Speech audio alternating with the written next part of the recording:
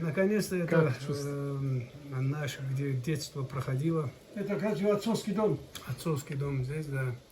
Здесь было время, когда шум, гам, дети бегали, внуки приходили, рай, там занимались.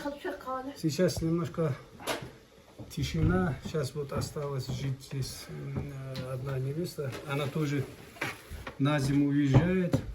Село опустошается. В селе остается очень мало людей зимой. И, а зимой сюда и могут и шакалы, и медведи. Это дом, в котором вы выросли, да, же было? Знаешь, у нас старый дом вот там находится, где вот с маленькое детство прошло. А это, можно сказать, принял участие при строительстве. Здесь была такая вершина. Отец этим ломом и киркой разровнял. Вот это вот такая же вершина. Вот там, видишь, вот такая же вершина была. Вот все время, вот мое детство тоже это вы про это рассказывали, по-моему. Да. Вот мы киркой и ломом равняли. Представьте, вот это тоже вот выровненное. Вот там еще сделали место ровное для отдыха. Сам дом построили уже после того, как выровняли. Ну, одно хорошо, камни здесь же, то, что добывали, этот камень ушел на строительство дома. Многие же камень на спине таскают откуда-то. Знают, что с ним делать. Кстати, этот камень, который здесь мы добыли, он отдали вот этому соседу тоже. Этот сосед тоже использовал этот камень. Ну, вот в детстве там жили, а здесь, когда свободное время, работали, равняли эту гору. Чему надо было именно, потому что, ну, знаешь, иногда говорят, почему вот дома строят на камнях, на скалистых местах, да? А то место глиняное, где сеяли пшеницу, она была ценная, там не строили. Ничего не было. А строили именно на камнях, а на глине. Самое то, что которое помните в детстве, может что-то интересное, самое, которое запомнилось в свое время.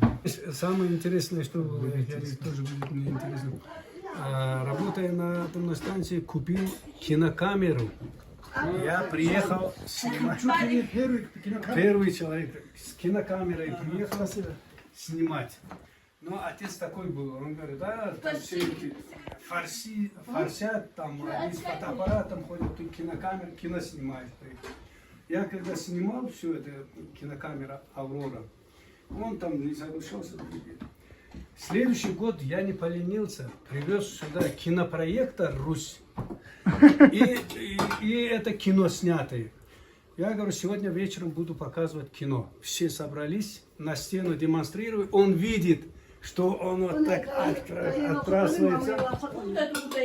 Вот он не хочет, чтобы... Он видит это. Я говорю, завтра буду еще раз снимать семейные.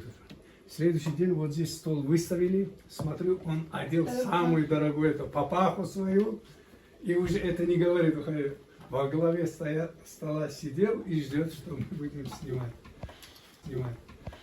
Эти кадры у меня есть, они кинопроектором иногда на стену демонстрирую. Оцифровано, но оцифровано некачественно получилось. Ну а так эти фильмы есть. Но многие сельчане, которые в этот фильм попали в движениях, их уже нет. Вот это же архив получается, да, очень интересно. Почти 40 лет назад что-то. Да, 40 лет назад. А эти иногда вот я говорю, вашего отца, мать меня, и он говорит, как? Когда видят, чуть ли уже слезы. Да, слезы. Это не просто фото, да, а вот в движениях она что-то говорит. Это... Сейчас видишь, за какие-то 20 лет какой революция произошла в кинокамере. Я ходил по Полярных зорях, как проявлять, как печатать кинопленку. Представь себе, да? Целая технология.